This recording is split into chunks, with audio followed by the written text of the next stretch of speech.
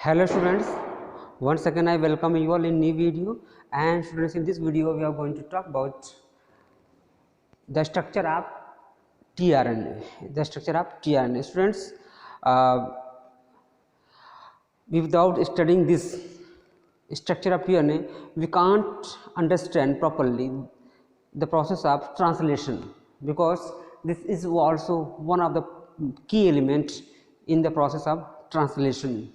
So students, just let me revise you all. As I told you all, RNA is of three type: M, T and R. ठीक बच्चों, तो MRT आप MTR याद कर सकते हैं, ठीक है।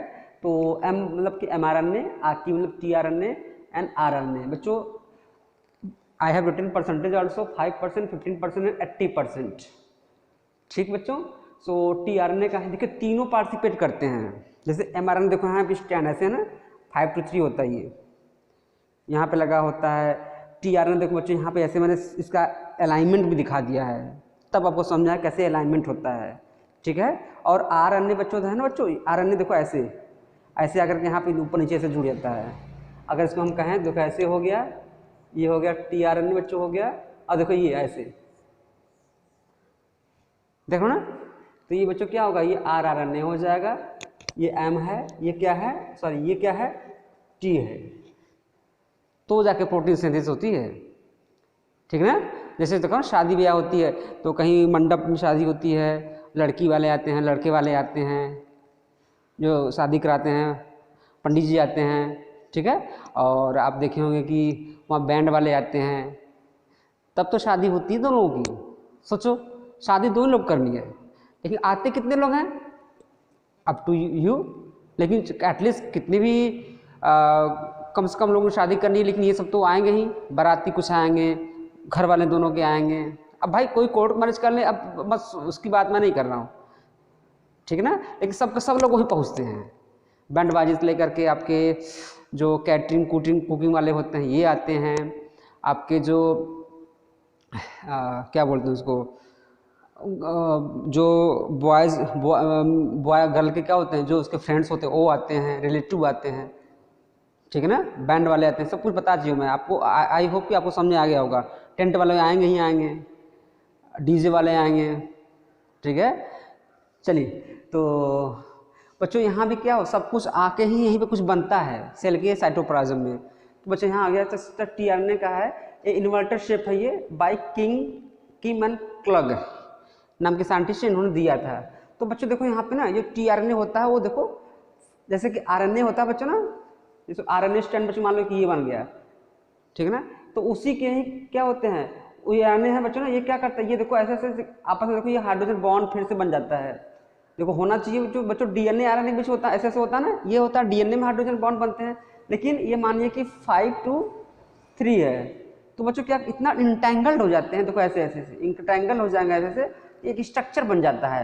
और बीच में क्या होता है बच्चों, ये हाइड्रोजन बॉन्ड बन जाते हैं, आपस में ही हाइड्रोजन बॉन्ड बनते हैं, और कहीं के हाइड्रोजन बॉन्ड नहीं बन पाते तो वहाँ लूप बन जाता है, ठीक है बच्चों, यहाँ लूप बन जाएगा, यहाँ लूप बन जाएगा, यहाँ एक्स्ट्रा आर्म बोलते हैं, लूप नहीं बन पाता, आर्म ही बनवा। देखो ऐसे ये हाइड्रोजन बॉन्ड से यहाँ नाइट्रोजन बेस जुड़े होते हैं ऐसे, जो RNA में होते हैं, ठीक है।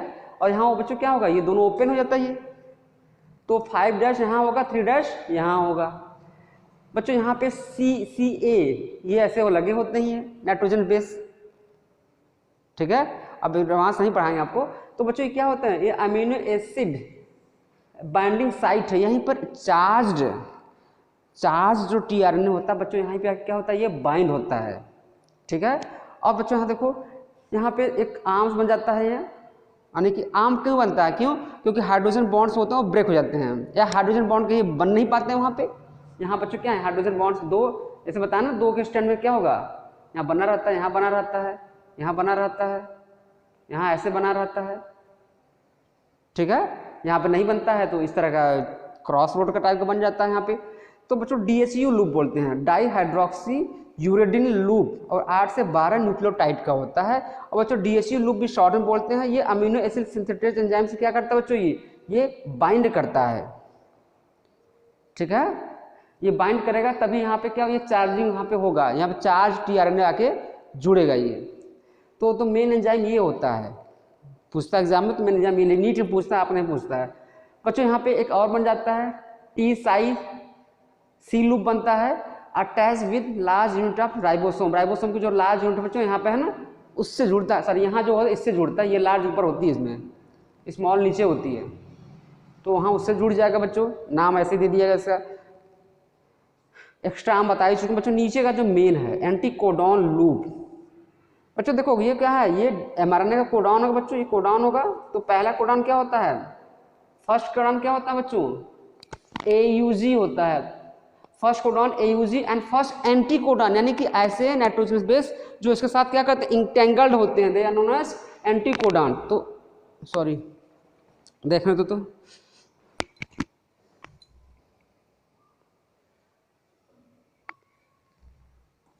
ठीक बच्चों।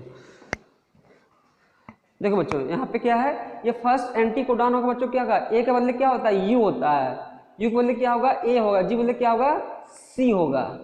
तो फर्स्ट एंटीकोडॉन जो होता है बच्चों, दैट इज कॉल्ड UAC।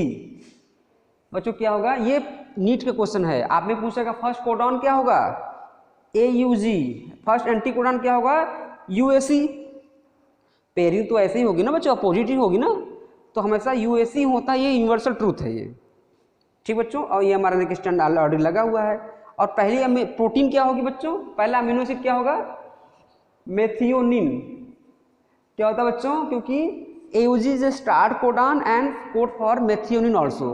सो बच्चों ये सब चीजें हैं यहाँ पे।